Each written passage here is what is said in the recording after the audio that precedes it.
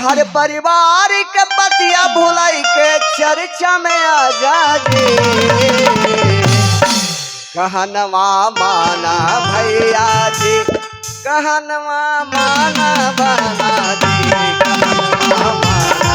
भैया जी कहनवा माना बना जी कहनवा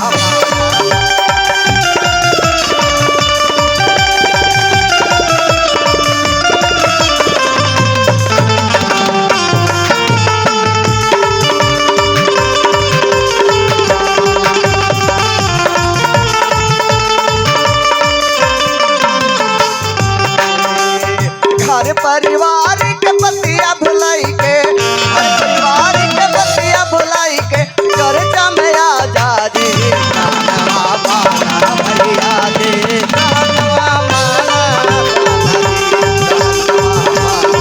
भैया जी कहनवा माना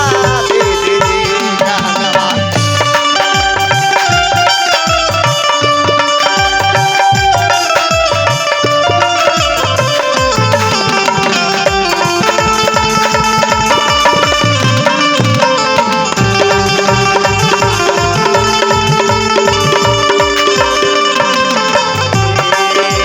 पैसा न तोरे लग दो मिल जाई तो ज्ञानवा पैसा ज्ञानवा सोना न जाने लग तो लग जाए तो मनवा सोना पैसा न तोरे लग तो मिल जाए तो